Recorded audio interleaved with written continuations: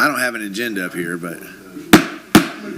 All right, ladies and gentlemen, we'll go ahead and get this Newberry Comprehensive Plan City Commission workshop underway. We have one item on the agenda tonight, which is to hear a presentation on our comprehensive plan update. We've already given this presentation to the P&Z. Lots of good feedback there, so now it's time to come to the commission. Do want to notice Commissioner Maison is running late, but he will be here. Commissioner Clark is just in another room. He'll step back as well.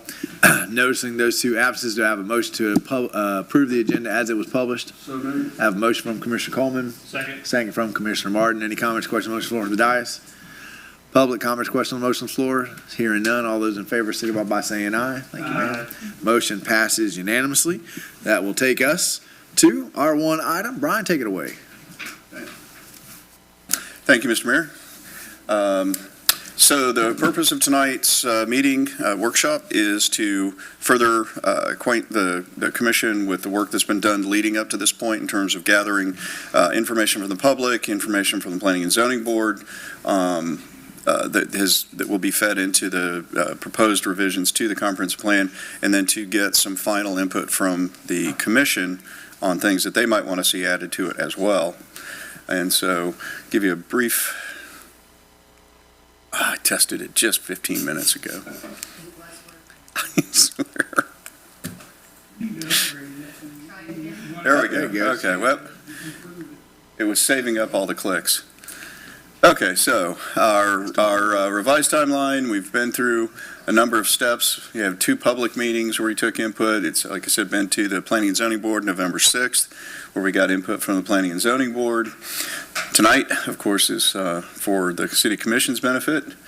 After tonight, then the staff and CHW are going to basically sit down and work up the drafts for the comprehensive plan amendments. Then December 21st, they will submit back to staff for review to staff, and then we have it scheduled for the February 5th Planning and Zoning Board. We didn't schedule for January because we felt like we needed some time in between for some back and forth work once the draft is submitted to staff. And then after the February P&Z, the commission will hear it on first reading on February 26th.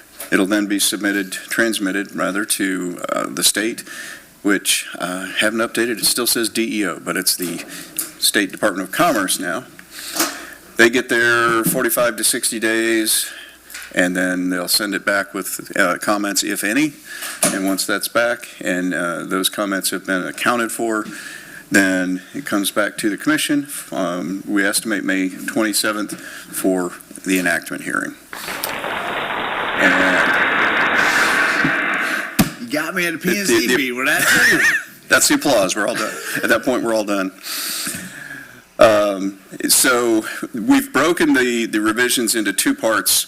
CHW is really doing sort of the lion's share in terms of helping us work on the elements that take the most work, the future land use elements, traffic circulation, and housing. And then staff is working on four others. There are a number that we're not going to suggest any changes to in this round, but they were reviewed. For instance, the utilities element, that was thoroughly reviewed by our utilities director, Jamie Jones, and he did not recommend any changes to it, thought it was fine where it's at.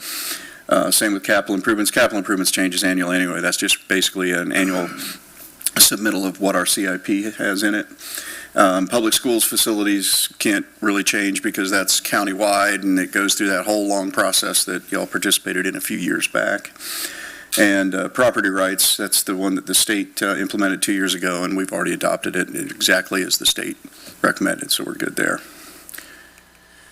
So I'll go very briefly through the elements that staff is working on. Recreation and open space.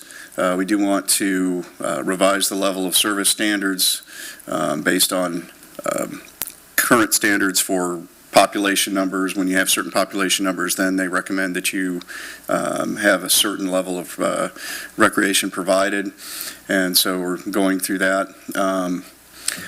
Proposed updates, base level of service requirements on national standards, and update the provisions for recreation and open space in new developments. And that's something that we'll talk further on as the draft comes back in. Right now, just as an example, right now we allow for the stormwater basins to be counted as recreation and passive open recreation space. And there's some research to suggest that you might want to reduce the amount that's allowable for that, especially when you're in an area like ours where you have to fence off the spaces or the basins half the time because there's sinkholes open up in them. Brian, when we did this with the P&Z, it was kind of informal back and forth. Is that Yes, what sir. you're asking for the Yes, sir. commissioners? You Anytime. you have the structure you want to do and have Yeah. stopping points to talk. So this was a 5-minute conversation with P&Z, thank you, ma'am, about, stormwater and what counts as open space, because there was some expression that what we're requiring neighborhoods to do for open space and for parks and recreation ends up not being what we think we're getting when we ask for it, right? So if you think, I'm trying to think, I don't want to pick on any particular neighborhood, but when you think of their neighborhood and you go to the little park that they have for their neighbors, it's generally underwhelming, right? And from our perspective, we said, hey, we want you to put in a playground and we want to have this open space. But apparently whatever's in our comp plan is not creating what we think is going to be, trails and walking paths and a nice place for kids to be. And part of it is just, most time, we've heard it up here, people say, well, I get my stormwater is open space and I've got a old cemetery here, I'm gonna fence that off and that's open space, and kind of is, but you can't recreate there, right? So what does our ordinance say right now? They can count all of it? They can count all of it as open space? Yes, sir. There's the 15% requirement for open space in, for instance, planned development, and most of the stormwater basins are allowed to be considered, most if not all actually right now, are allowed to be considered as passive recreation. And so, again, not only, like the mayor said, it's not turning out that way, but if, for instance, and this wasn't a planned development, but in Newberry Oaks, we've had to put fencing around the stormwater basins because we had so many sinkholes open up, it's not safe for the neighborhood kids to be in there. It's no longer available for anybody for open recreation space. And so, we're thinking those things out. The comprehensive plan amendment is where we do the aspirational part. We get into the nitty-gritty when we come back and we do the land development regulations revisions to implement what's in the comp plan revisions. And so this will be general, not going to say vague language, but it'll be more general language, again, aspirational, vision-oriented. And then when we come back with the LDRs, the revisions, that'll be the nuts and bolts. One of the things that came out, sort of the theme that came out of the P&Z, was trying to figure out how we can write up, because we've talked a lot about 40-foot lots, 50-foot lots, 60-foot lots, 2 acres, 5 acres, all those kinds of things. But right now, I feel like what we get is we get pigeonholed, right? Into we got 3 categories, and we have our urban services area, but I think we should tend to think about it in terms of phases. So if you're building right here downtown, and it's going to be high level density, maybe 40-foot lot lines and right down in the urban density is appropriate, and maybe we would let you use the stormwater as your recreation because you can walk to 6 different parks. If you're way out past Easton and that's pretty much your neighborhood and you can't get downtown, maybe that's where we say it does have to, you can't use the stormwater, you do have to put it in a park because you're not in our urban core. And maybe an LDR thing, but I think it's kind of a trend worth repeating, and you guys may disagree, but we don't want to write it up so that what's good at the edge of our urban services area is the same thing that's being required in the middle of the downtown. There should be some idea of, as we get farther out, that is where we encourage 5-acre tracts, 2-acre tracts, those kinds of things. Down here, when you can walk to everything, maybe the rules are different. Is this where we're going to be talking about lot lines? That'll be the LDR, sir.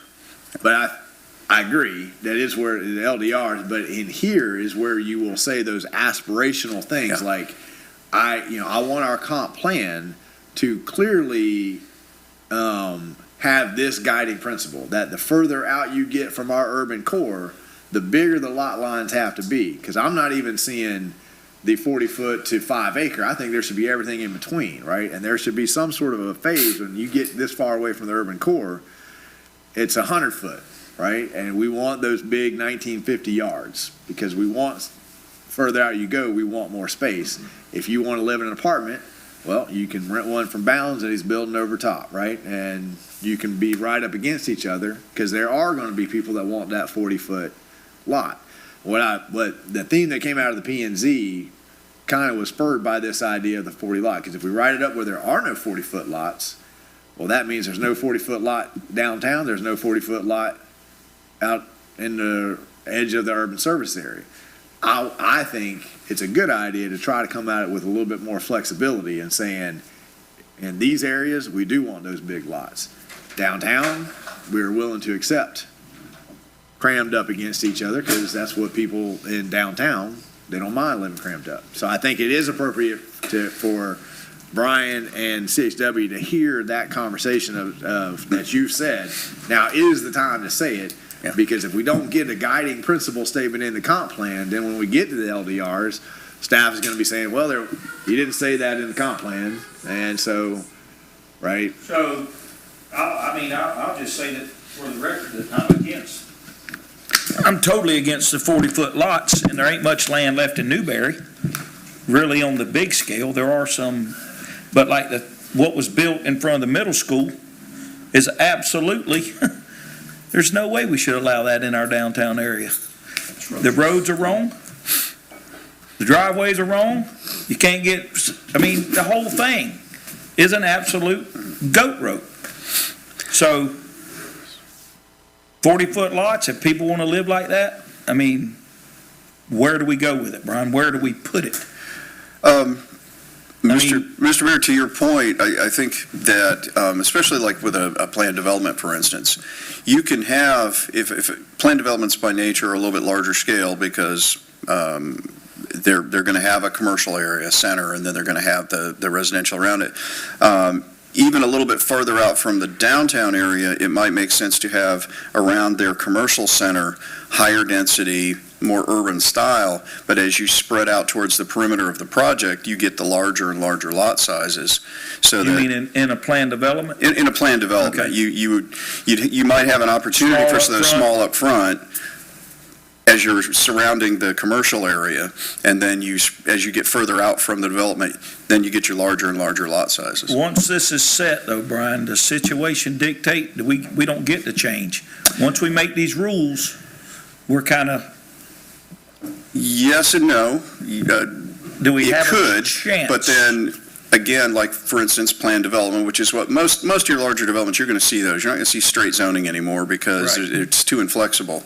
And so with the planned developments, there's still within that planned development a lot of leeway that the commission will always have to direct. Okay, we think that you've got too many of the small lots out in the broader area. We want you to concentrate your higher density developments around the commercial, and we want you to have the larger lot sizes outside of that area.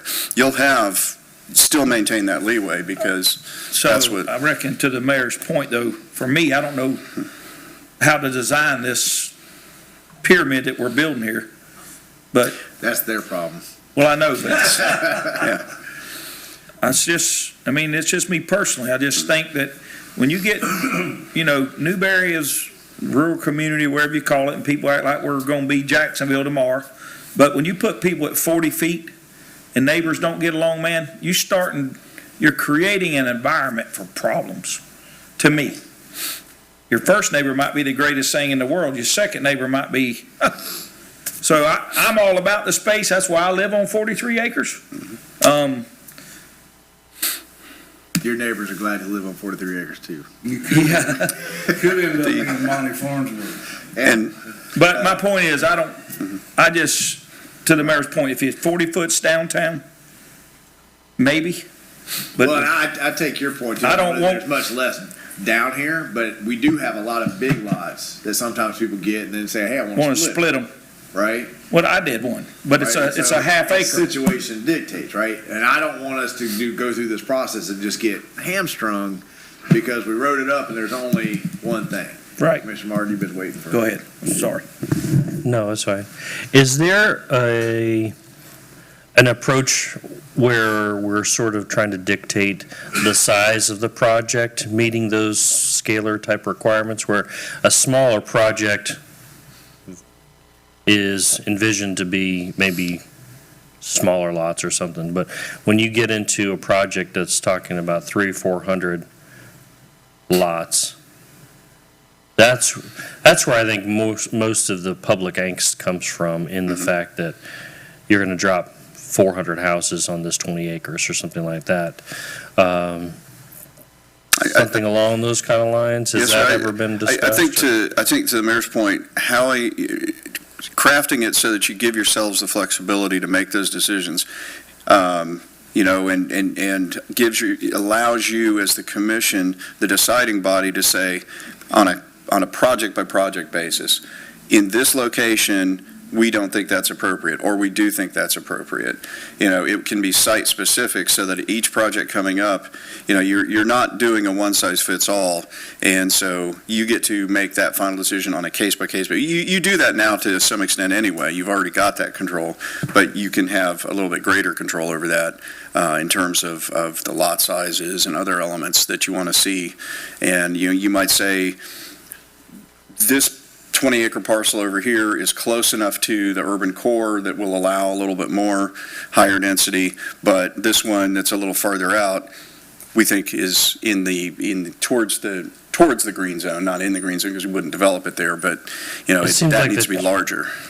When I'm hearing you talk that way, it sounds like the challenge is within, if a developer wants to come in and try to read this and even get their mind wrapped around what direction they want to go, that makes it a lot more cumbersome for them to be able to do that and get any real sense of what to expect moving forward. And I feel like the comp plans and the LDRs are trying to help give them the training wheels to do so.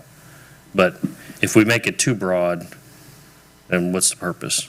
Right. If you make it too broad, you don't have the control you want. If you make it too narrow, then you don't have the flexibility you want. And so it's kind of threading that needle to give you both the best of both worlds.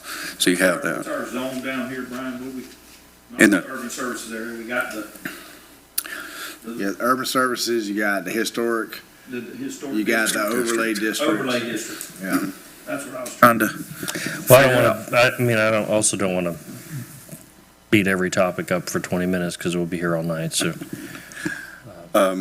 I guess I would ask if we can go through the elements we're talking about here. I think most of your concerns are going to fall under what CHW is working on for us, the future land use element, especially in housing. So just in general, the idea would be that we would improve our standards a little bit in terms of recreation open space, maybe require a little bit more that's not part of the stormwater basins, that is always, perpetually dedicated open space. Could that be a blanket across everybody in whatever the mayor, I know what you were saying, but everyone I see has sinkholes in it. Mm-hmm. Yeah, I don't think the stormwater should count as recreation at all. 'Cause No. we don't let people, we encourage people not to play it.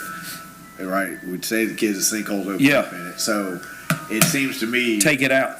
like it should be, but there is a cost to that, right? Like if I'm a developer and you're saying I gotta have 15% in open space, and this county is saying I need 3 times the size of stormwater, well, so I get that there's got to be some give and take, and I agree with Commissioner Martin. We don't want to spend 20 mils on every, but right now I just need kind of head nods. And do we want it? Right now we let them use 100%, right? And again, that's why I keep coming back to this. There's got to be, if it's 100% for everybody, well, when I'm trying to do something in urban downtown, that gets tough, right? If I'm way out in the country and I've got 1 acre lots, well, then do I even need stormwater? Because I got all these big yards, right? So, Yeah. but let's keep Yeah. going. Yeah. But we do. I come back to: do we want to reduce it to 50%, 75%, something like that? Just so that we can start, or do we just want them to hear the conversation and let them come back with something written down that we can then use as a guide to kick off on? And Mr. Mayor, it could be something as simple as you can use stormwater or a certain percentage of stormwater for open space, passive recreation, but over a certain number of households, then you would be required to dedicate a certain amount of actual green space, recreation land, open space, non-stormwater basin. And you're absolutely right, there is a cost. I mean, the developer, anytime you tell him he's got to take acreage out of his developable, portion, that does drive up the cost for the developer. I guess the flip side of that is we kind of have all the residential development we can handle right now, so slowing down a little bit might not be a horrible thing. But that's for y'all to direct us. So, All right, okay. next slide. I have a question. Oh, wait, sorry, Mr. Farnsworth. First of all, how come we don't have a copy of this PowerPoint? It's a conversation. It'd be nice to have a copy of the proposed updates and stuff. Did we print off the packets for the commission? We can have them to you shortly. Yeah, I mean, it's not even in the email. So, I mean, we have nothing. Is that possible for you? I've got one from the P&Z meeting, but can we do that now? Do we have it in email? Because we got a copy machine back there. And if you take a proper or a development like Tanglewood, would you have up to where the commercial property is located, you'd have a more dense population or in that area, and then going back towards the back, it'd be less dense. And how would you propose that being done?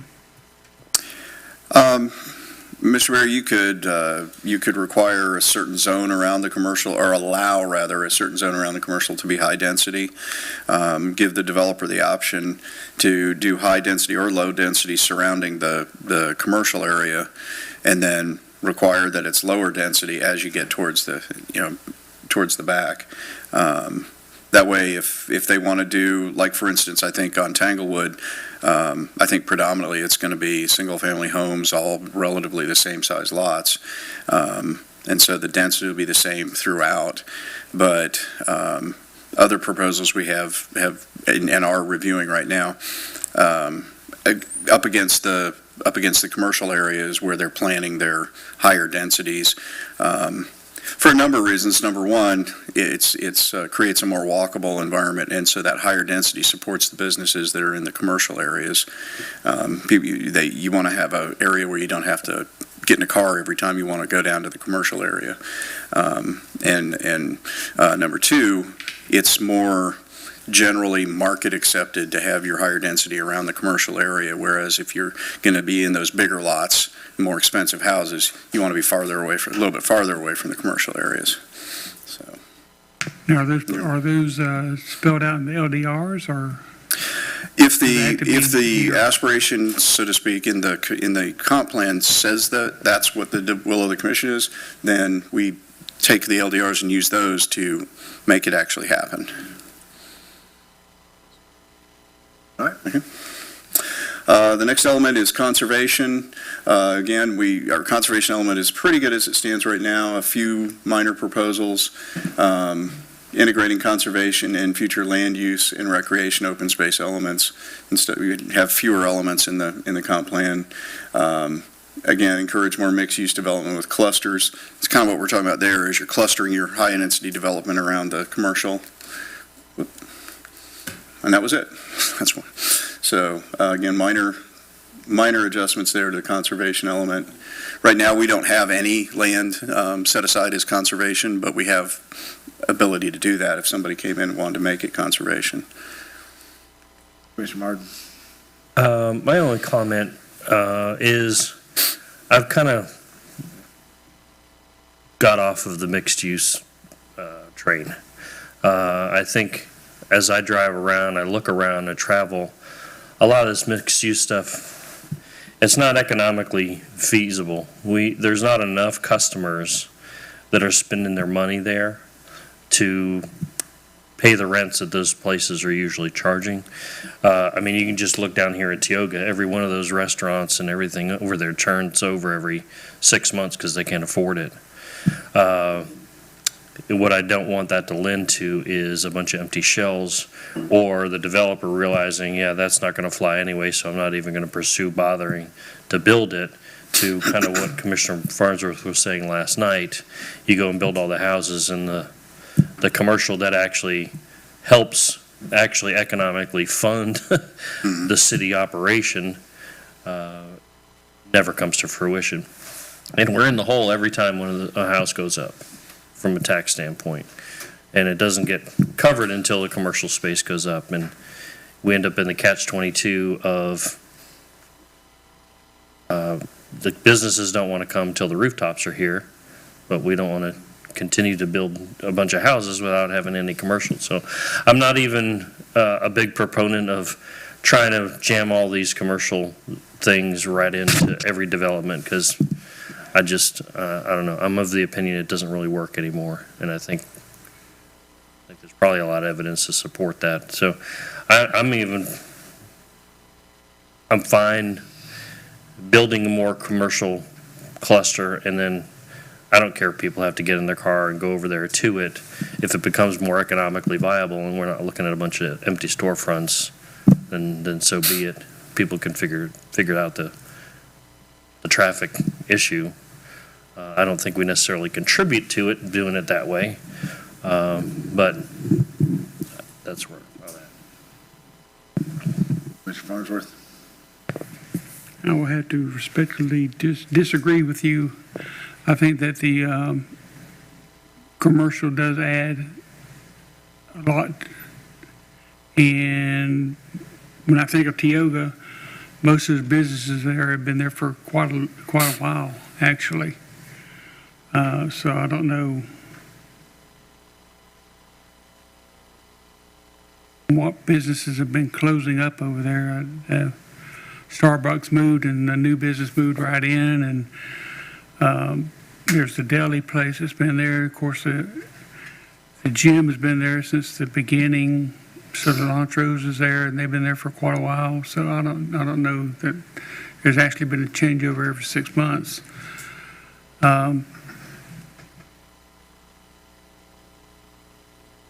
I personally prefer that we continue to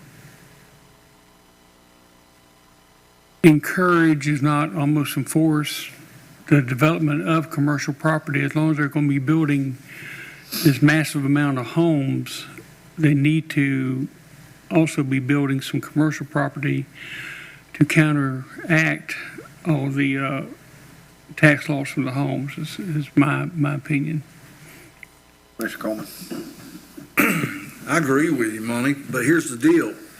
They're leaving this commercial property out there, and it's just like Mr. Weisman said not too long ago, right here, hey, it's there. It's not, he's got developable commercial property, but the people have to come and build there. So it's kind of tough.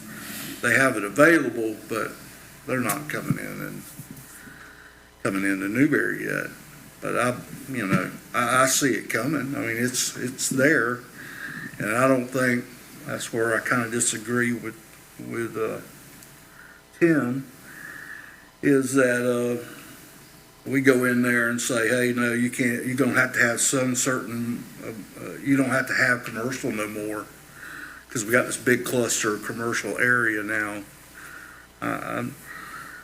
I think on the main thoroughfares, we really need to get, and I think that encourages for these people to come here. So that's where I'm at. I was actually, as Tim was talking, because one of my visionary concerns is you got Sandia Park, it's going to have a town center. You got that's flat like the town center that's in Country Way. You got the ranch is proposing a town center. So you're going to have like all these downtowns, in Newberry. And in my mind, it makes it hard to kind of collectively hold us together as one community, because everyone's going to go to their downtown. So we were talking, I was actually kind of seeing, well, because I think Newberry Road, 27, that's where the commercial is going to go anyway. And if you could, I'm not sure that I agree or disagree with anything that's been said here. It's just an interesting conversation because I think our historic downtown is struggling. If we could sort of push everybody to do their commercial in one area and then everybody comes to that one area, I don't know that is the answer. And I agree. I think that the retail in Tioga I've seen that flip over. I think the restaurants in Tioga have been there for a while.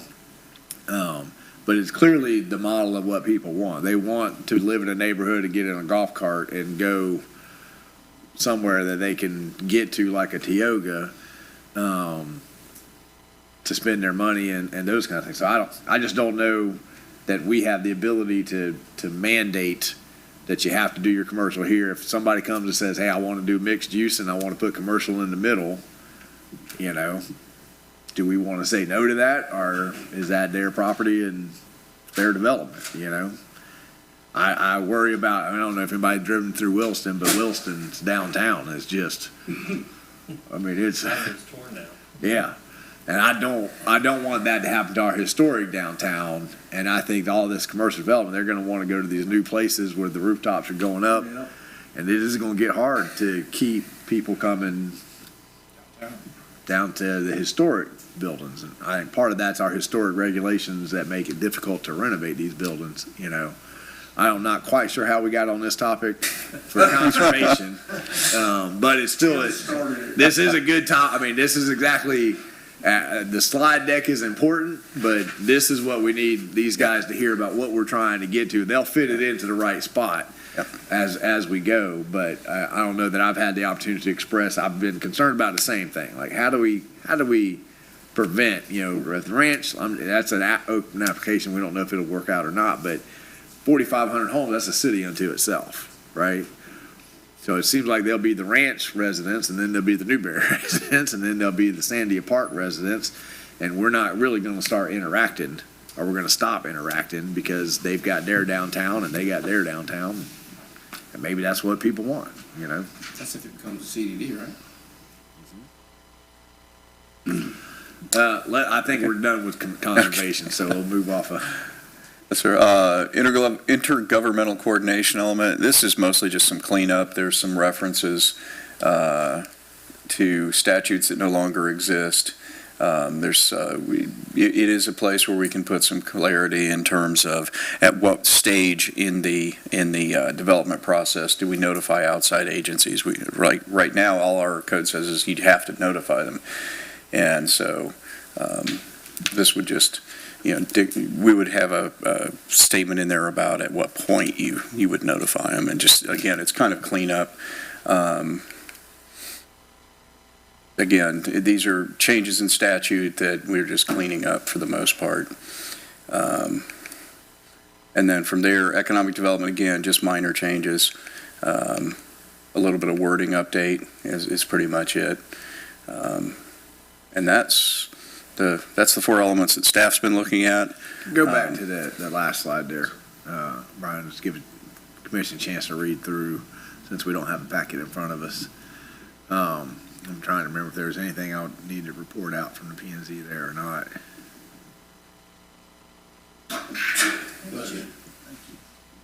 No, I can't remember any notes. Do you remember anything the P&Z had to say? Not on the economic development, no, sir. Okay. Commission got any thoughts? We have CHW still, so that's what staff has come up with. Okay, all right. Any questions on those four things? You want to go into the next one? Yeah. All right.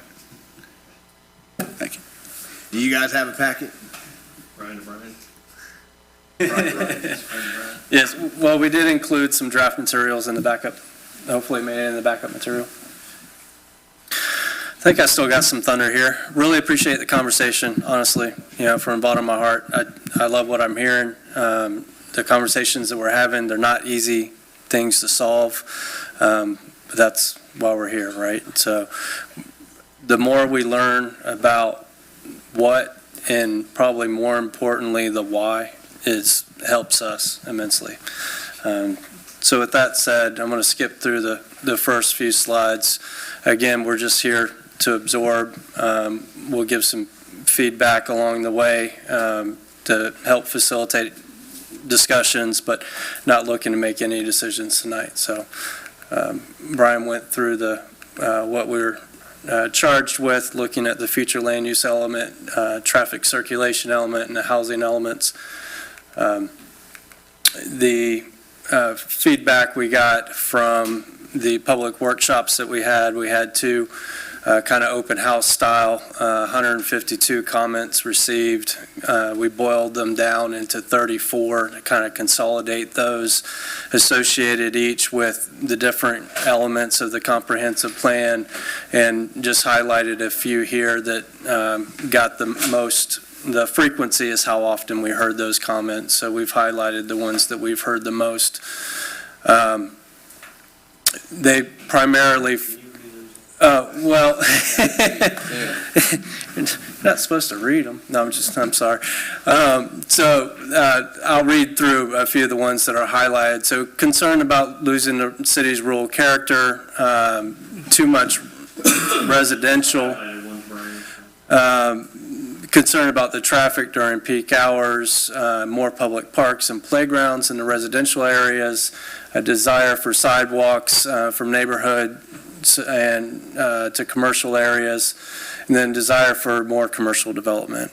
And so that's, the comments that we receive more or less fall within the land use element, traffic, a few related to traffic, and then recreation. Yes, sir.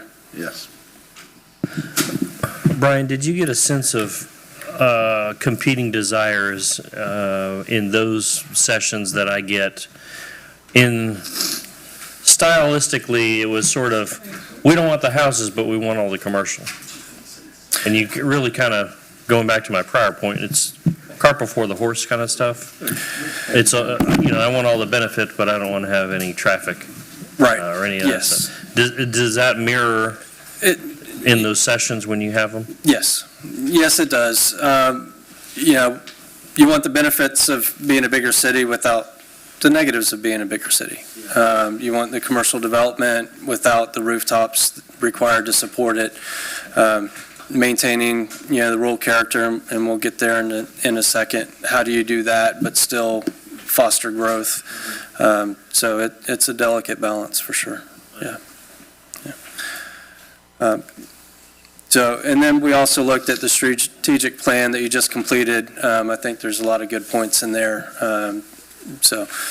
Looking at that, we kind of came up with several different points.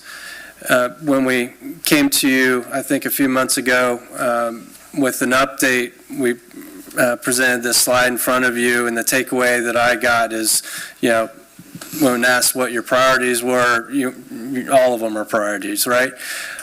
So we want to know, that we're on the right track. We want to know if there's anything that we've missed. I think that's kind of the biggest thing from this workshop. So these are decision points that we put together to kind of facilitate conversation. So I'll go through each one of these. We don't have to stay on topic. We didn't at PZB.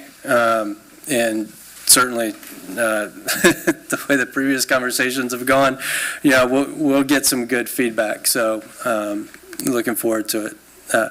So looking at the future land use element, a couple of things, kind of, we call them decision points, but they're, key components of our focus. Preserving the rural character. My eyes were open at PZB of what that means. And so I'll leave that open and would like to learn from you what that means. I'll go ahead and state my impression of that, and we've heard it a lot, is agriculture lands and how you feel driving into the city and some of the historic, buildings and stuff downtown. Yes, that is true. What I found at PZB was that it's that as much as it is the community and the people and having places for people to gather in the festivals and kind of that human social element of what that means. So, I think also there was a conversation just about the word rural, right? And what that, because I agree, when we put the word rural into comprehensive plans, we say that, I think of agricultural land as well, right? And I think that we want to be careful when we use that word now, because for people who've lived in Newberry for 60 years, they already feel like we've lost the rural character because they're seeing farmland change. When I talk about rural character, I really, in my brain, I'm differentiating between the urban services area and outside the urban services area, and we've got 50% of our land mass, 80% of Newberry is still in ag, but 50% of our land mass is outside the urban service area, and that's the green buffer, the rural area that I'm seeing. Inside the urban service area, I don't know how you could, yeah, right, like we're saying this is the area that's open for development. So I think we got to be clear by differentiating in our comp plan, those kinds of things. I mean, we hear it all the time. So say, well, I've heard the mayor say we want a green belt and you're building out there. And I say, yeah, but that develops inside the urban services area. Outside the urban service area, that's the green belt, right? So the word rural, I think, is causing us some communication problems between old Newberry and new Newberry, right? People, just last night, well, I bought here because I want to look at a farm, right? I wanted to look at a cow pasture. And the response is, well, you should have bought that cow pasture, right? Because that's not your cow pasture, somebody else's cow pasture. And it's a local that is selling his farm because he's farmed it for 80 years. His family has. And the grandkids don't want to farm it. They don't want to farm it. Right. It's not viable anymore. So I am 100% behind the phrase preserve the rural character, but I think we got to be careful about how we're using that word in comprehensive documents like the comp plan, because I think it sends a different message. There was a lot of ideas about how you do that, and that came out of P&Z. I won't reiterate all of those tonight, because I don't know that I think they're community ideas. They're not comprehensive plan or LDR ideas, right? Which is how Brian gets to, it's about the festivals and stuff that we do. I don't know how you write that up, and I'm not entirely sure that that's this board's job. I think that's why you have chambers and main streets and clubs and community activists that do those things, that take the lead on those things. But I did want to point out that word rural, I think it's becoming problematic for us, and we got to figure out how to differentiate. Commissioner Martin? Well, I was thinking the other day how some of this stuff translates to, you never want your kids to grow up. You want them to always be little babies and fun and enjoyable. Same thing with a puppy. You want them you want to freeze them in time. And, a lot of time we want Newberry to stay exactly the way it was when we got here. And it's damn near impossible to do that.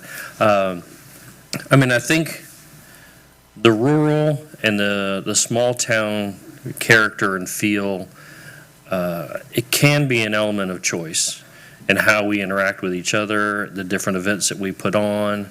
I also think it can translate down into the LDRs when we start talking about how we've wanted to use the limestone rock, how we wanted to use wood and metal, because, we could have encouraged, everything to look like the friggin' Jetsons or something like that, but we don't do that.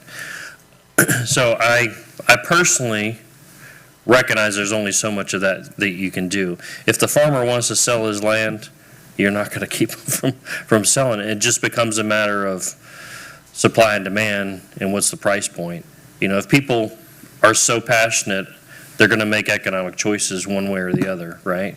And if the guy wants to sell it for 10,000 an acre, or he loves it so much he's not willing to go unless it's $100,000 an acre. Those are uncontrollables. We're only delegated so much power from the citizens to begin with to make those choices. The rest are choices that they make on a daily basis with their wallet. And maybe there's a better job that we can do about communicating that part of it. They can have a lot more impact by the choices that they make than we ever will. But I see what you're talking about with, you know, the aging and the maturity of the word rural. Jimmy Petrona said the other day to us that there's now 1,200 people a day moving to Florida. And where's their land left in Florida? Orlando North. Yeah. We're probably on on some of the front edge of that. You know, Orlando, it's got that slow northern creep. And So why don't you take the rural part out of the overlay district or the rural out of the downtown historic district and just use the term? well, I think mentally, I'd like to at least try to hold on to it as long as possible. And it still evokes some,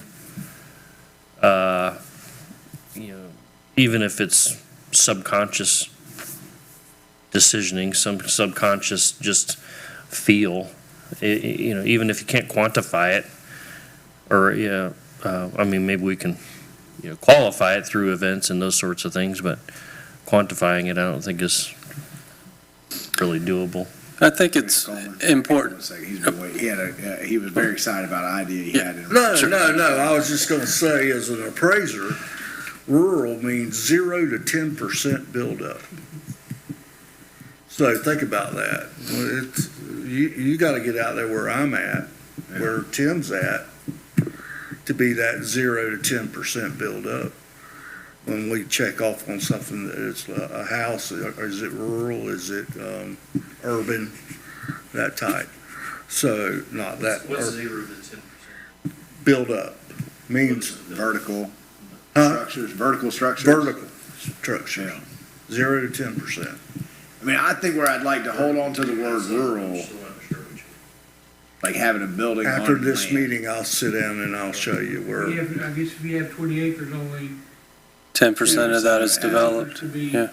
built on. Right, well, what it means is that for that rural area that I'm appraising, only no more than 10% of that is built up, meaning. Of the land, of the structure. That's correct. Buildings. I mean, I think Tim hit where I would like to continue to see the rolls down, kind of trickle down to the LDRs with encouraging the red brick and the stone and those kinds of, That's vernacular. vernacular things, right? I mean, and I think that's where I would still maybe even still be cautious about using the word anymore, because it does just cause such a, emotional reaction now. So vernacular and stylistic choices to keep, a foot in the past. That's where I'd like to see it. I don't know how you express that in the comp plan to kind of keep that differentiation. Sure. And to me, I have no problem with the word rural when we're talking about outside the urban service area, right? Because that is what we're seeing, ag land, those kinds of things, mining, forestry. So,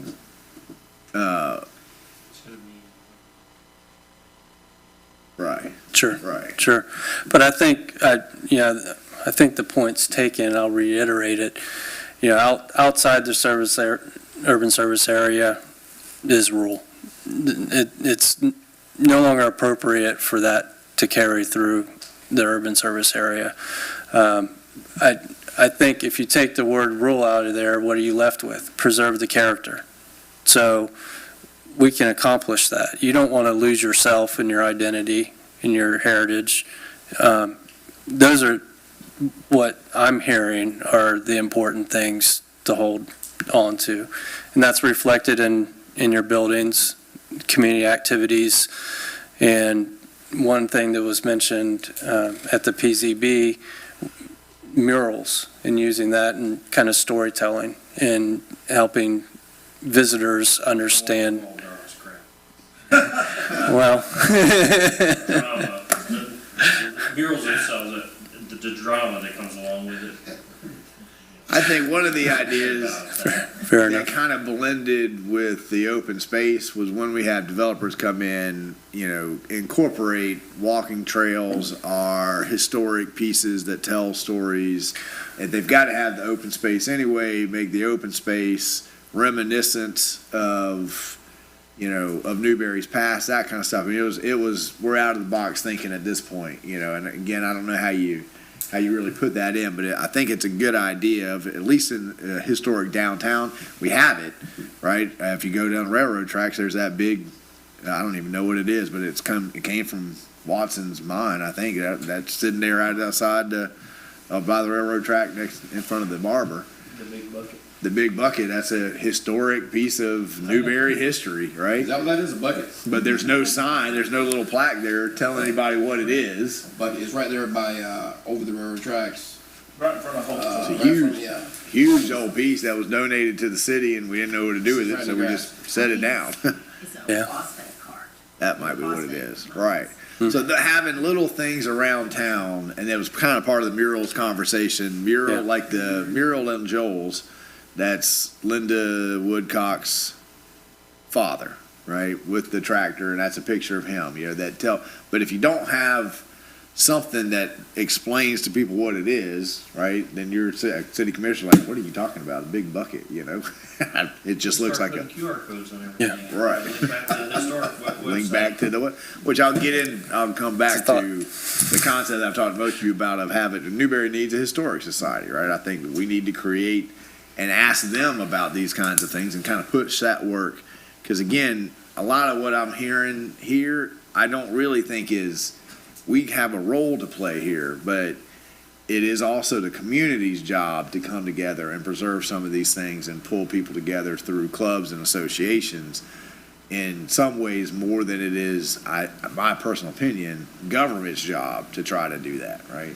Commissioner Martin? Is it opening a further can by adding in traditional character outside the urban services area, but a more contemporary rural character inside? That balance? I- Something along those Yeah, lines, right? I think that's, yeah, Differentiating between the two? right. Yeah. Yes, absolutely, absolutely. Yeah. College, are you trying to get that out of? What degree is that? But that's some nice Yeah. verbiage you're coming up with. That's that college coming out in you, man. Yeah. That is nice. All right. We ready to move to growth downtown? It's coming up. I gotta, So, Go ahead. Or was there anything else about number one you wanted to? no, I think that's great, Mr. Mayor. Yeah, yeah. What, I'm struggling to remember our conversation about foster growth downtown. I know that everyone wanted it. Right, yeah, and actually, if it's helpful to go ahead and have these up front. So what's in blue is what came out of the PCB, okay? I didn't want to, guide, Right. but you all have your strong opinions and not, hesitant to share them, which I appreciate. So, looking at the one-way pairs and how that would change the dynamic of downtown, how that might be leveraged. You're going to have more roadway frontage, obviously. There's going to be land between the two pairs that could be utilized for either, parks or parking or, even commercial activity.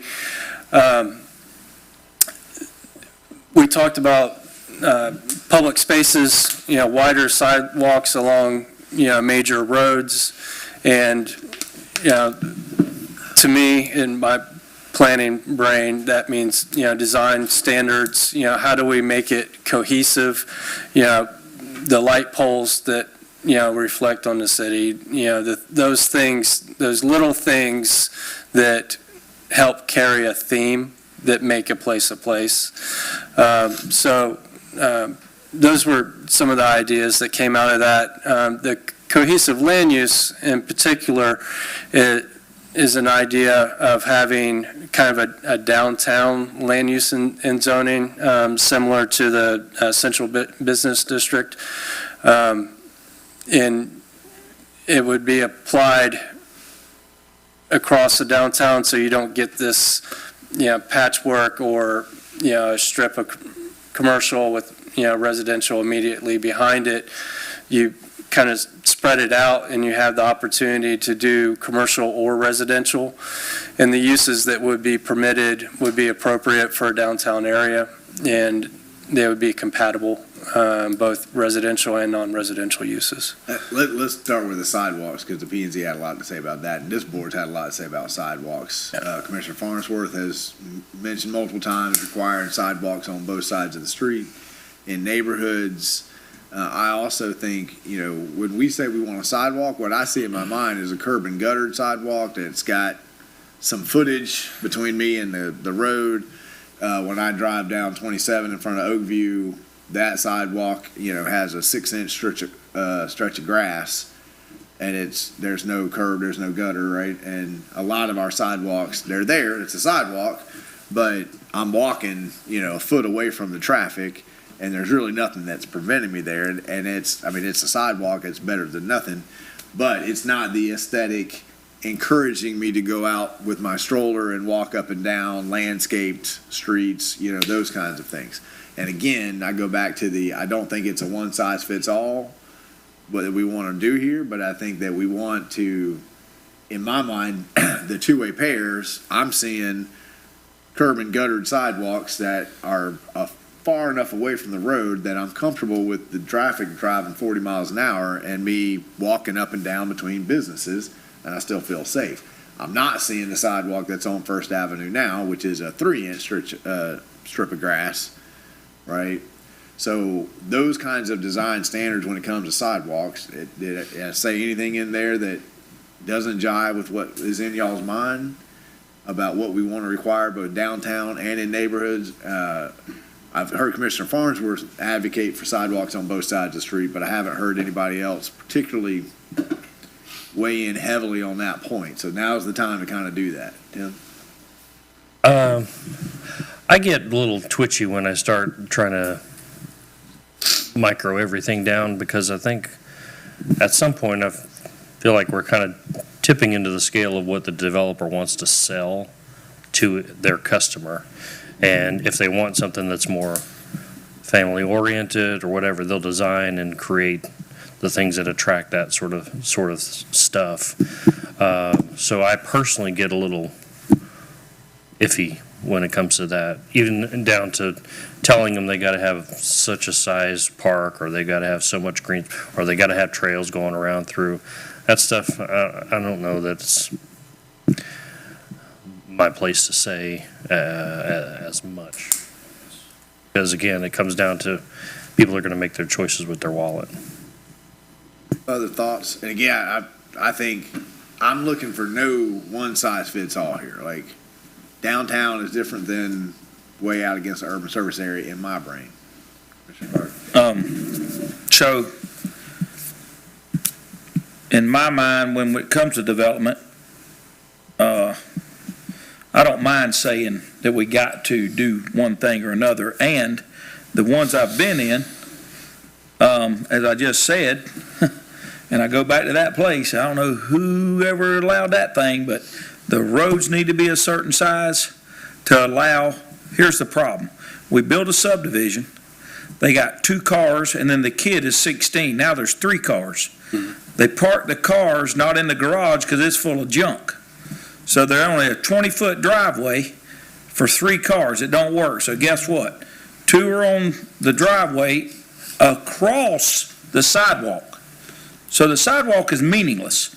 You have to go, if you want to, let's just ride around, we'll go do it. No. You're a UPS man, you I see know it what every you're day. talking about. Yeah. So the way I envision a subdivision is setbacks to the point, and absolutely let the sidewalks be sidewalks, because they're just used as Part of the parking driveway. lot.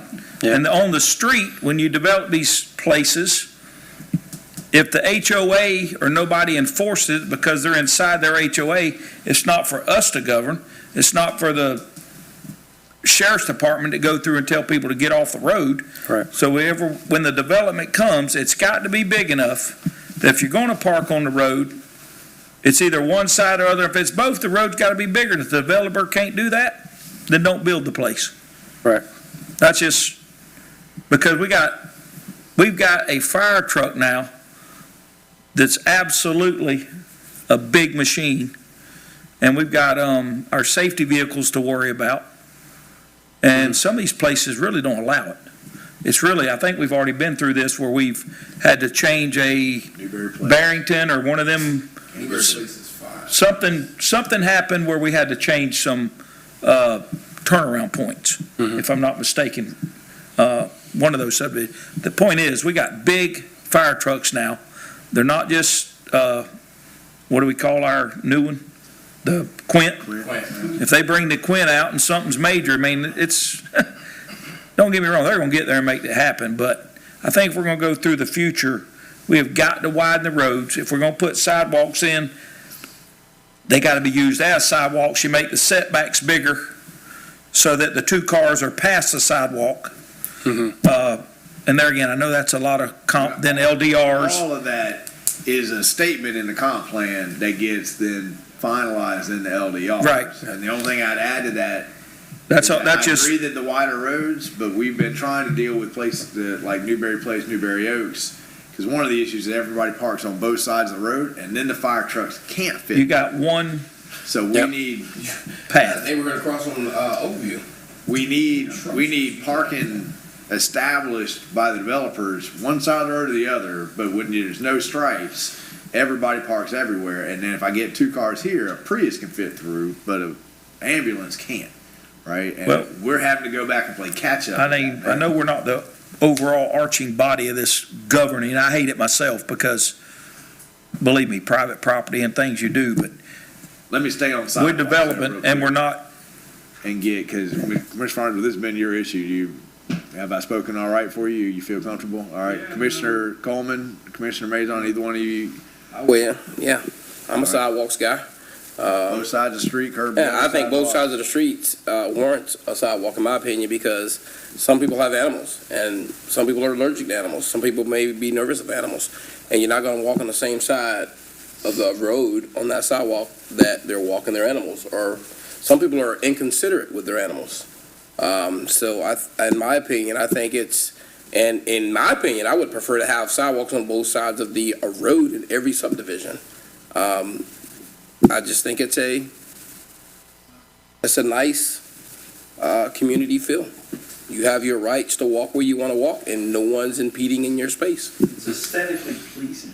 And again, I would differentiate, we can have standards for neighborhoods that are going in, but then I think it's important that we adhere to the own standards that we're applying to neighborhoods. So when we're doing two-way pairs, when we're talking about the public right-of-ways in the streets, Yeah. those are the sidewalks. I don't want to see another sidewalk like what's on First, that, to me, that's just an extension of the road, This one right here, they've got that sidewalk, in my mind, a sidewalk, I need to be able to walk with somebody and we're both walking side by side. Me and my wife are there, and a lot of these sidewalks are so narrow, I gotta walk, we're a little bit off kilter, somebody else is coming, I get it, it's expensive. So that's why I would also continue to encourage some flexibility. There may be somebody comes and says, well, look, I'm building an apartment, I just need a sidewalk around it, right? I don't wanna lock us into things. But I hear four commissioners speaking loud and clear that this is the standard we want to ask for at this point. As asking Brian, the situation dictates, Mayor, and we'll Right. have those conversations when they come, but we at least want to approach it. Yeah. right Here's from our the get-go. standard. Here's our Right. standard. On the, Shock collars for cows. See, I cover the rural area, that 0 to 10%, and I think most cows need shock collars. good idea. Exactly. I'll try to fit that in the comp I plan. didn't see that in here either, about cows. Yes, sir. I was unaware of the urgency. You had another thought? No, I just think they gotta make sense. Yeah. Like you're talking about First Ave, I'm thinking about 254th. I would say chip seal. I don't know what it is. It's not a sidewalk. It's like chip sealed. I don't know what that is, but it's like too close to the road, just like maybe an inch or two patch of grass. So I think they got to make sense with these sidewalks. Right. The cohesive land use is a really polite way of phrasing a conversation that was kind of hard to have. So that, I believe, that phrase came out of, when you drive into Newberry, at this point, you see a pawn shop, you see a vape shop, you see some industries that may not be as curb appeal and attractive for a family community as what you want. So trying to figure out, everybody's got a right, they want to vape, they can vape, and I'm not trying to shut down vape shops, but trying to figure out, can we say these industries at our light, we want to promote other industries that, maybe we don't want to be our public face. We create zones and we say, yeah, you can have a pawn shop and a vape shop here, but here we want the doctor's offices, we want the retail, we want the restaurants. And I feel like I'm on real tenuous, fragile ground even trying to broach that, because I think people got the right to do what they want to do. But I also know that if I'm a high-end business and a retail space opens up next to a vape shop and a pawn shop, I'm not going to go there, because you've already set the tone there, right? How do you handle that? That's why I looked at these guys and say, But isn't that I don't know that you can eat, that's. The hardest issue is classifying them. Right. And once you classify them, you can have separation requirements or address it through the zoning district and what uses are permitted, but the hardest part is classifying specific but I'll uses. give you an example. Like, we had a business that was a club, right? Well, and it became right in the middle of the downtown, and it was kind of a nebulous question about whether that was allowed there, right? There wasn't any real clear point where you could say, no, you can't have that there, right? And I think we need to address that, right? Because Newberry doesn't have a downtown district that's truly separated from a residential, right? All of our downtown stuff has one block away, has people living there. So somehow we have to figure out, how are we clearer about this, right? That's a better example for us to talk about, because it was clearly something that the residents around it didn't want to happen, but it was also clearly something that we were on, shaky ground figuring out, well, if you can do it inside the building and you fit the codes, there's nothing here that says you can't do that, right? And it said to me, like, well, there should be something that says you can't do that. So we basically just follow state laws about adult industries, selling alcohol within proximity to schools or churches, those kinds of things.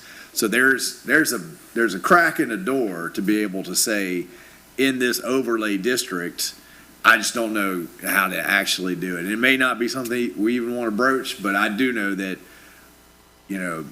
once a vape shop goes in, you become a vape shop type district, right? And you're going to get the pipes and you're going to get the other industries that are all going to go around it.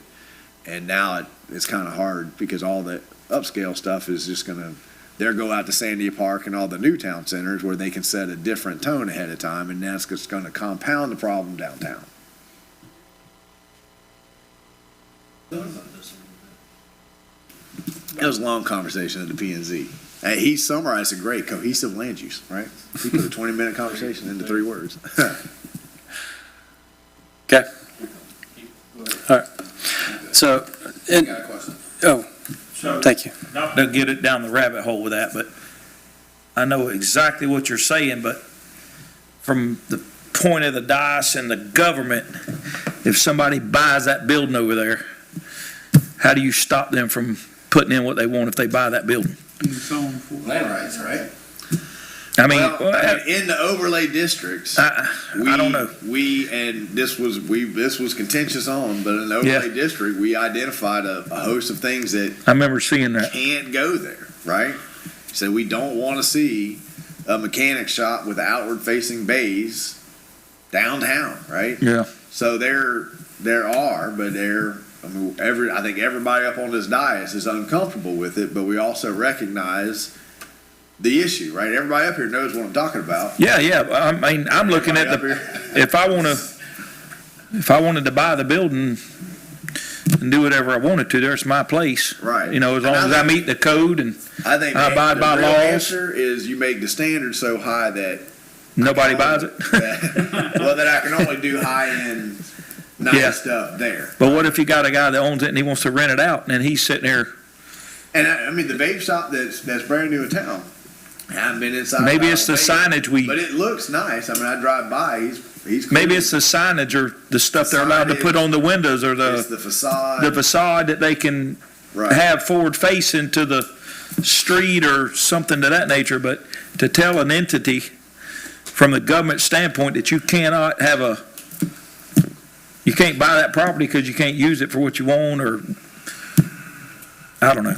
It's a hard, I don't know. And to me, maybe it's not even the industry, it's just the facade, right? Because if you have a vape shop, but I wouldn't know it's a vape shop, then that's fine. But if I have a vape shop and I've got kids walking right by it to Oakview every single day, and all I'm seeing in there is oh, this is cotton candy vape. Well, and we already do it with alcohol. We do it with adult industries. You didn't. Sometimes you have to make hard decisions, man. Yeah. That's just. So let's move on, because you've heard our hesitancy there, but it also seems to me like everybody up here knows exactly what we're talking about. We We don't just want it there. don't know how to, right. We don't know how to address Which it. one? Well, but Because there are two, and one is preferred over the other. Really? Yes, in my Shows opinion. you how much I frequent there. Yeah. Go to hotel. Retail, Don't we have a tattoo shop? online shop. Two of them, right? Yeah, where the old hotel is, right? Yeah. The CVS store, whatever that's right there. That one had- Next to the dentist store. Yeah. There is a, online. That sells the whole range of In my opinion. things. It's not as neat. Well, you can see how much I get out, because I go. Well, there you would every day, know and it I because you would know it. There's It's no all sign. online. There's no signs or anything. and I think, what I'm hearing, there are some uses we just don't want to have, at least within certain Lighting proximity. areas, right? Like pockets. You can't, And then- I'm not saying no. Sure. Red lights the face. And then, Right. and then some other areas, it's not, the use may be bothersome, but it's more how it looks and how it presents itself that could be the issue. I mean, the BP station is a condemned building that's the face of Newberry. And when we think about how do we do it, it's like, well, we've got ordinances, but they're not very strong. So to me, I think a lot of this comes down to design standards, facade standards, signage standards that we're willing to get behind, which is why I think it's real important to talk about making this standard, but it's just for this corridor, right? If you want to do that one block over, that's off the public eye, that kids don't walk by, then that's where we encourage you to go, right? So we're not saying no, we're just saying not here. I don't know. Let's move on. It's definitely a conversation to be had. Yeah. Right. Very good. But thank you. I'll skip that. So just some maps or context. I included these in case it helped facilitate the conversation. You're familiar with this, obviously, the different projects that are coming online in the city of Newberry. One thing I will note, there's only one project in a downtown area. So, what do we need to do to help incentivize that activity in the downtown area? I will applaud that it is an attached unit type development. It is appropriate for the downtown area, so, yes. And then the existing development, I won't get on that too much. So jumping ahead to the traffic circulation element, I will make a side note. We would like to change the name of the traffic circulation element. To me, that screams we're focused about cars and cars only. Something like, transportation and mobility, or something that kind of broadens that spectrum, so that we're also looking at walking and bicycling and other forms of transportation. One of the things that we heard both at the public workshop and then reiterated with the workshop with the Plan and Zoning Board was walkability and bikeability and safe walking. We had the great conversation about the sidewalk, so I think we can move on from that unless there's any additional comments that y'all have. If not, looking at kind of the roadway pattern and ensuring long-term improvements, we can, put some directives in the comprehensive plan. Not quite sure what that would look like. Some of the focus in the PZB conversation was, looking at multi-use paths, potential, alternative vehicles, if you will, golf carts and side-by-sides connecting some of these town centers. And then, how does that roadway network look? Are there alternative routes for the golf carts and side-by-sides, or, complete streets is a term that comes to mind, where you make sure that you have facilities for both cars, vehicles, walkers, and bicyclists. And we've kind of covered sidewalks, but, I always struggle with the walkable, bikeable, because I hear it from people all the time, and I never see it from anybody. When I drive by all these places, I never see anybody biking. It's Florida. 10 months out of the year, it's 100 degrees, and I'm getting in my car with the air conditioning to go a block, right? But Kathy Thomas on the P&Z made the point that she and her friends go to Tioga because they have sidewalks that are separated from the street, and they're landscaped so that they are primarily shaded, And so I think that, I drive on Archer Road and I see that bike path the county put in, and it's 15 miles of open, and I see maybe one person on a bike in between the whole city, right? So if you're gonna do it, I think you gotta go with that more amenities, shaded, it's a nice, because if it's just a 3-foot sidewalk with 6 inches of grass, you've said you've done it, but it's not really doing anything.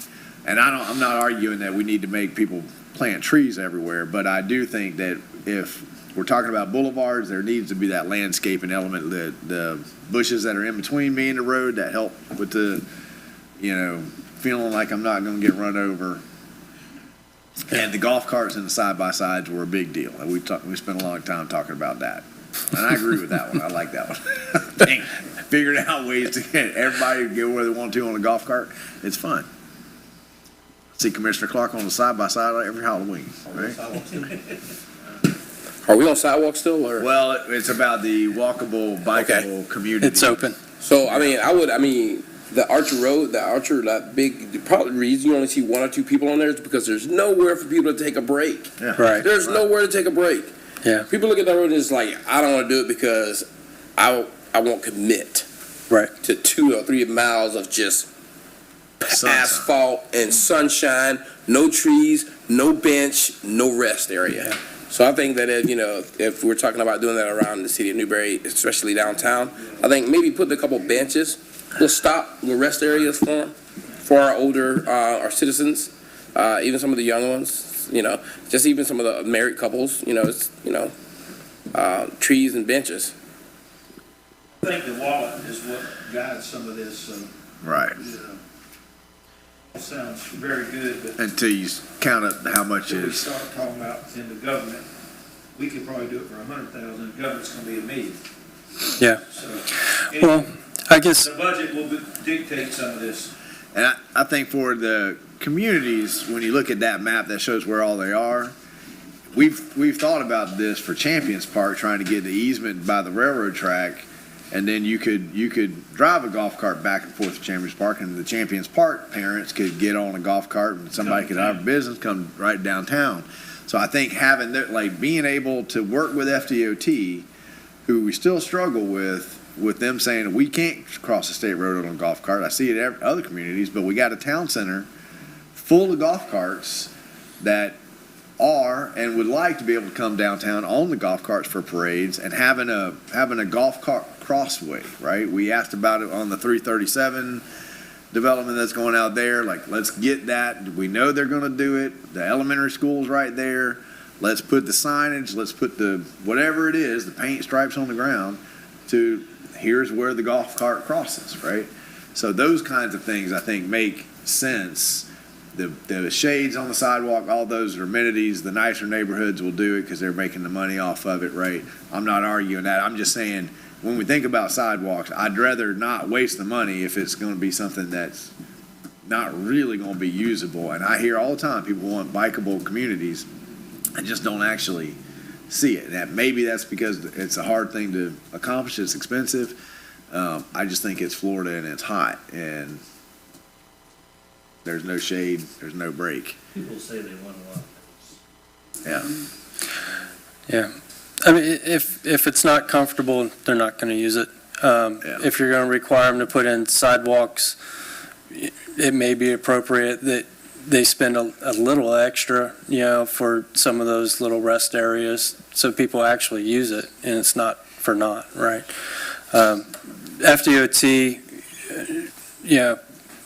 working with them is important on 27 and 26. And that goes back to our conversation about the sidewalks. If you want wider sidewalks on those major roads that have the higher volume traffic, higher speed traffic, getting that separation, they're the ones that'll, allow that to happen. So that is. They're doing a big project out of town. Some of it's coming. Yeah. All right, we got one more. Yep. I think,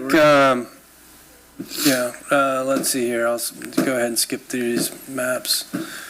So looking at housing, so we touched on housing. I guess some of the key points that we're looking at is, in your zoning districts, there's only one or two that allow multifamily.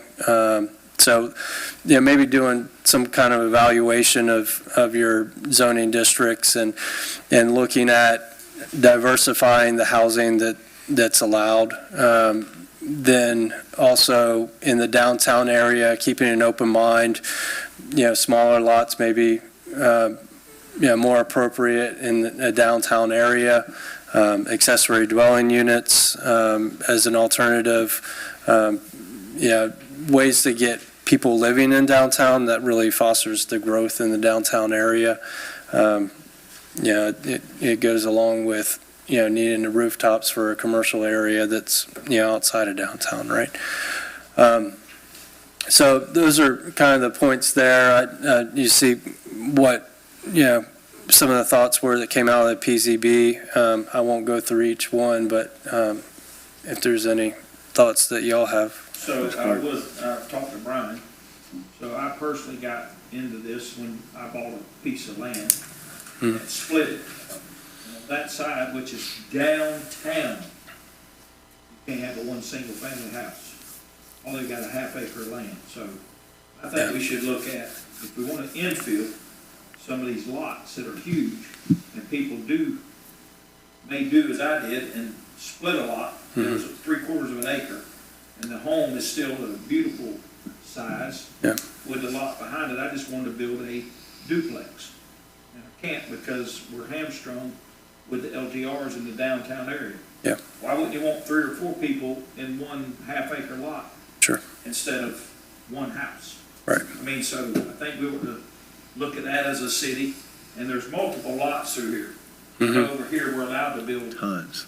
We're allowed to build, right, Brian? Duplex. On this side, like First Avenue through there, but not on the south side of 26? Mr. Mayor, the way our code's written now, if it isn't zoned multifamily, you cannot do a duplex or greater. And so most of the areas would require a rezoning to multifamily.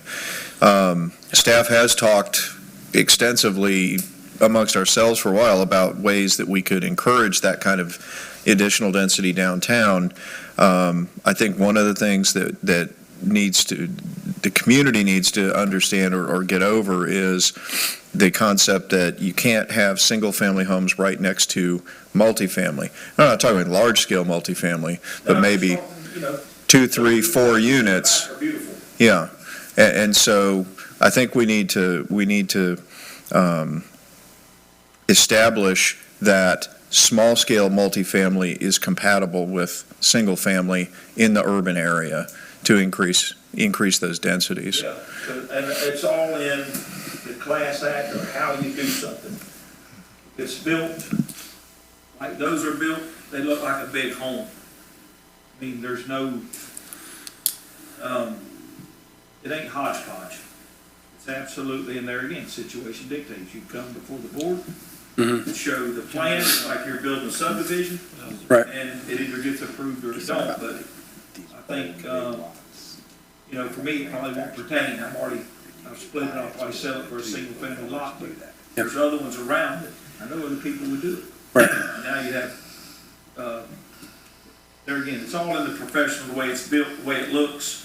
Well, and to me, It's not to do anything. the comprehensive plan is we want to encourage downtown density. The LDRs is, okay, what do we need to do to allow that? I mean, if you go around the high school, there's all these big old lots with manufactured houses, and there might be half-acre, three-quarter acre lots. You can buy 1 or 2 of those and put up, a 2-story apartment complex, and would you want that? Well, you're right next to the schools, you're downtown, but right now, we can't do that, right?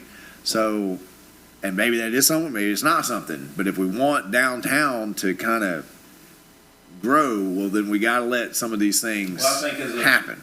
As a small scale investor, I would have built a duplex, but I can't afford to build a single family home for the cost.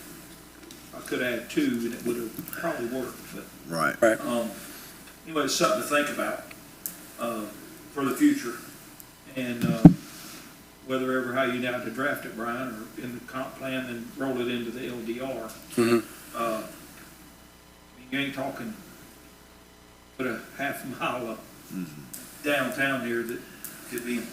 Well, and on the flip Increased side, density. like our conversation last night, I think it was last night, when we talk about the 5-acre lots, well, right now, anywhere in Newberry, if you want to build a 5-acre subdivision of any size, you got to put it in a paved road.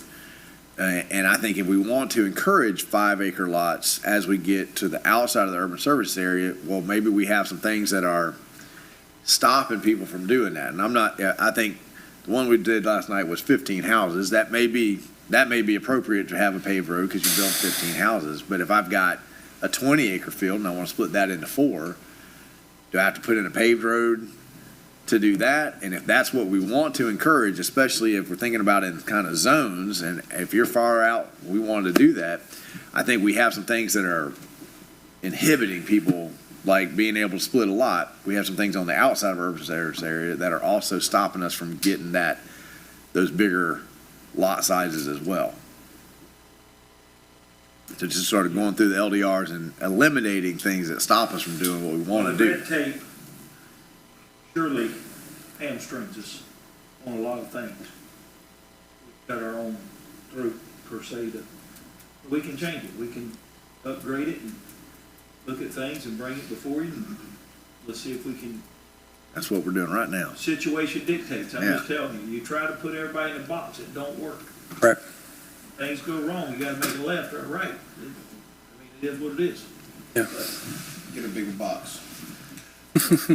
Anything in particular on this slide that you feel like we haven't Well, beat to death yet? I guess I would be interested in each of your thoughts. Mr. Mayor, you've described kind of the smaller lots in the downtown core and then larger lots, 5-acre lots, at the periphery of the urban service area. We also have these town centers that are coming in. We've described how those are kind of, building out where they have kind of their own core with, maybe attached product and then, getting larger lots as you come out of there. I guess my question is there a strong preference for, allowing larger lots elsewhere within the urban service area, and I guess smaller lots for that matter, and not focusing strictly on, the core is a small lot and the outside is the urban, is a larger lot. So that's kind of the thought that's going. I mean, in my mind, I'm seeing the phases, right? Like, if you're right there by the school, maybe the 40-foot is okay. A quarter mile out, it's got to be 50. Half a mile out, it's got to be 75. 3/4 mile, I'm just making these numbers up, Sure, right? yeah. 3/4 mile out, we want the 1 acre lots, right? And then as you go out, you got to get the bigger and bigger. And I don't know that it would work in circular patterns like that as well, but, and again, it's the situation, but as I get to that outside, I would like to see more Barringtons. I'd like to see more of those. I think that's a beautiful development. I think I'd like to figure out a way to encourage that. This 5 acre one y'all voted on last night, we haven't seen any renderings, but I think that's probably even a little bit closer than, in my mind, where you'd want to see that happen. I think that's still probably pretty close where you'd want a higher level of density, but I think once you have that, you've set the tone for that area, right? I think the southwest quadrant of Newberry is 5 acre horse farms. I think there's way more of them back in there than I ever knew of. And I kind of see that area as 5 acre horse farms. There's a bunch of them out there. They've already set that tone. Yeah. And then that prohibits, in my mind, you're never going to get somebody coming and buy up a bunch of those to build, a big, dense neighborhood. And so that's going to be now forever, right? Yeah. So if you really want to kind of have that level of density, well, that's where you go buy a house out there, because that's kind of what it's going to be. So that's, in my mind, it's not But that's just outside the urban. We're thinking outside the box for where we want to see these things all over. But we want to encourage that larger lot size as we get out, because I'd like to see that urban service area. It's green belt, but there's still a gradation going of less density as I get to the downtown Newberry. Yeah. Mr. Mayor, you talking about subdivisions with that size lot, or personal land buying up? And like someone bought 100 acres, could they make the subdivision still, or are you asking that the subdivision be 1 acre? Is that what you're? I mean, I'm just asking the commission to consider that as you get out there, right? Like, what's the PRRD, Brian? We don't allow that inside the urban service area, and the small scale we do. Yes, sir. But now we change the small scale to 2 acres, right? I mean, if you got land and you want to be 5 acres and it's ag, there's nothing we can do to stop that. But if you're doing a development, right, Then we do the then subdivision. Yeah. So just for my clarification on your vision here. So Barrington's outside the urban service area. It's at the periphery. Right. We know it's a challenge once it goes to 5 acre lots of that redeveloping in the future. The urban service area, though, is it appropriate to have those 5 acre lot subdivisions? And that's the question I'd like the commission to answer, because right now, some of our zones are not allowed inside, or are only allowed inside, right? And I think that's what's kind of hamstringing us, because somebody comes and says, hey, I want to do a PRRD, and I want to, I got 100 acres, I want to build 20 houses on 1 acre lot, and I'm going to leave the 80 acres. Say, well, you can't do that in urban service area, right? So do we want to have rigid rules like that? Do we want to have the flexibility to say, hey, that package is, I mean, clearly Barrington ended up being nice. What's the next one right next to it? The code. Look at it. Beautiful, Yeah. right? been through both of them. Why wouldn't we want those? I'd rather have that than that subdivision out there, I can tell you that. Right. That answer the question? We want to hear from the commission about what they're. It gives me a better idea. Yes, sir. And if you have them everywhere, I'm telling you, they are a Right. class act, they're Right. rural. You still got these nice homes but you got this rural feeling. Mhm. They're not just stripped. The land is still woods if you want woods, or cleared if you don't, so. Yeah. They're both very nice subdivisions, Right. very nice. Yeah. Um, I believe so Dillon's we grows can't have on that 15th. inside the urban services area? Is that We don't correct? allow small scale inside the urban service area, or we do? It's the PRRD we don't allow inside the urban service area. The PRRDs, where they take the land, get so many houses, put the rest in perpetuity to, To be what ag. you talking about, to be ag? Right. And I'm not stuck on a 5 acre lot. I'm just saying, I mean, is an easy one to kind of top out at, I would because love Yeah. to see more of the Barringtons than I would these Miranda homes, I can tell you. Cookie cuts. But is there, People afford them? but is there a place within, no, I will answer that question. But is there a place for that in the urban service area? The large lots, because you want to focus the density within the urban service area. Absolutely, there's land galore. I think in the urban service area, especially in the outer edge of it, that's what we want to encourage. And maybe even, I mean, the one that we approved last night is closer to the center of the urban service area, right?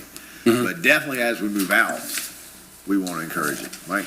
I think that the commission should just consider, I think it is, that these large lot subdivisions in the urban services territory, whether they would require water and sewer. That is a big cost item. Normally, the cost of putting in water sewer is a lot of what drives the lot size to be small.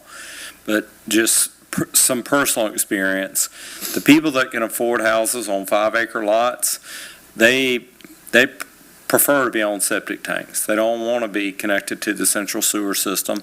But the people that are in the wastewater business, and I'm not talking about Jamie and his team, I'm talking about the state, the people that regulate us, they require us to sign bond covenants that have must connect requirements.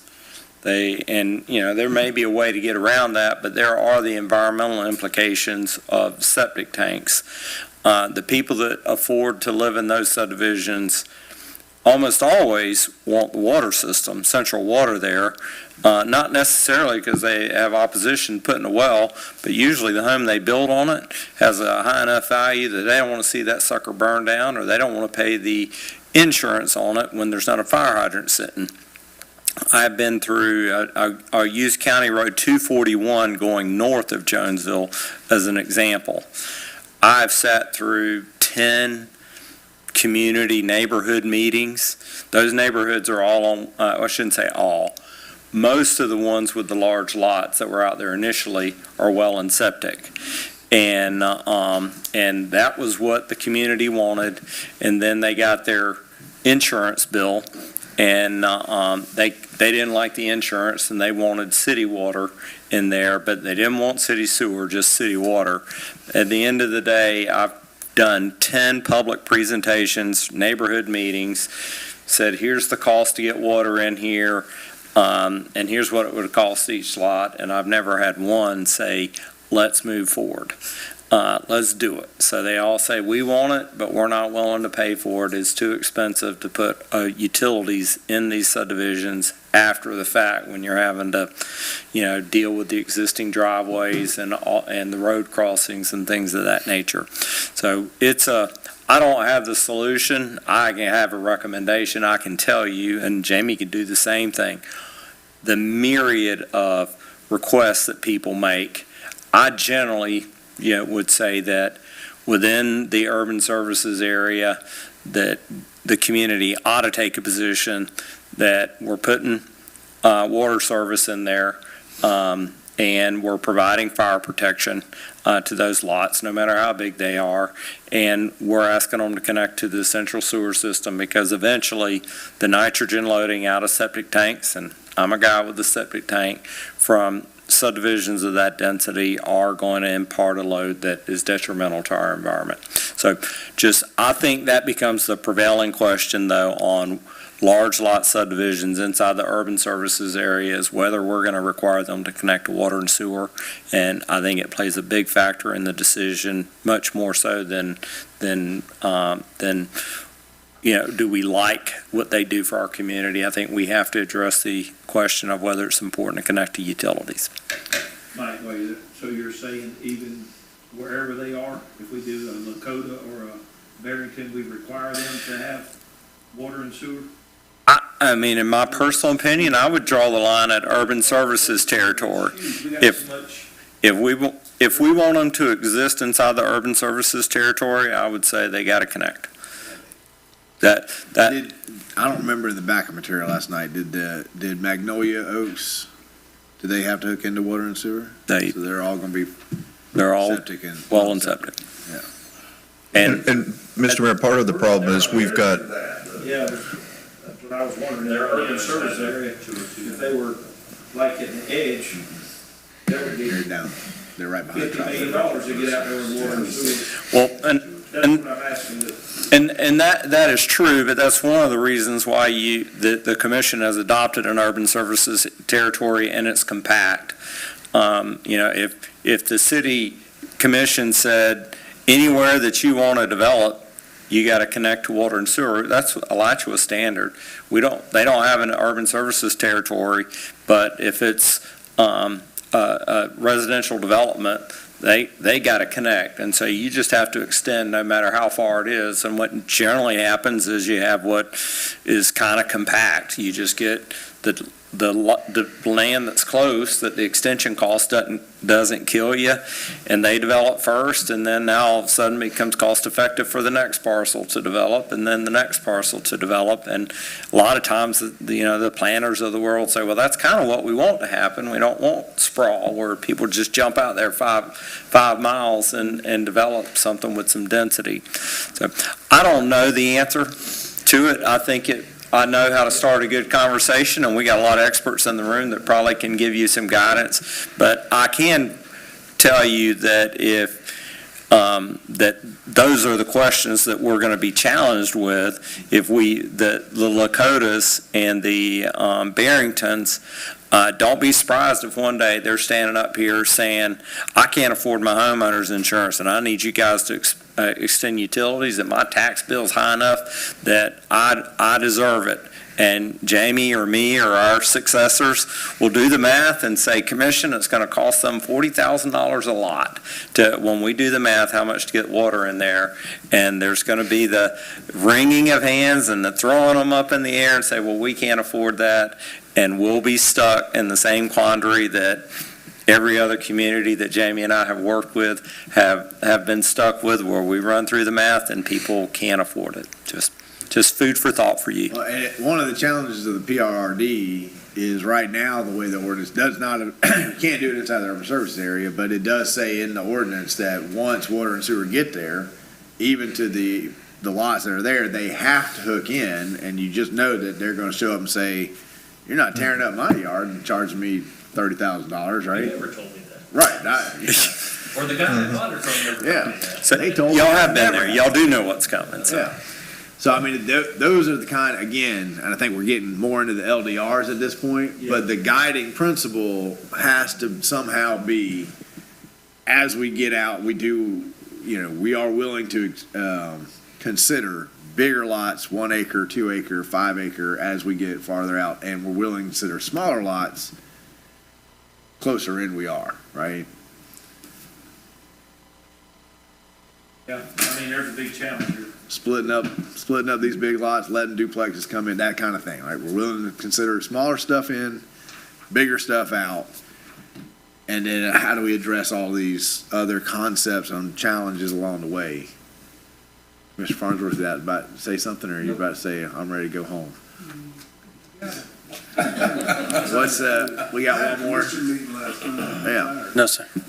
that it for today. That's all. Next slide is questions. Go I ahead. will say that whatever kind of requirements we do have, whether it's sidewalks, streets, green area, sewer, water, I've not seen a developer go broke yet, and that have come to the city, and in fact, they're making millions of dollars, and there's no reason why we shouldn't, well, not charge them, but hold them to standards that are high enough for for the citizens of Newberry, and it will, in future years, like you said, as we continue to grow and the need for the sewer and the water continue, that they already have all that done in place. I mean, I'm just want to be sure that we cover those bases before we even get to that point. I mean, it's kind of scary, the amount of water contamination that could possibly happen because of inadequate drainage and I mean, aquifers pretty close to the surface of the land anyhow, and now we already have EPA saying we're over on one thing, so I'm just kind of, we seem to be more concerned about what the developers are going to happen to them, and less concerned about what's going to happen to the citizens, is what I'm saying.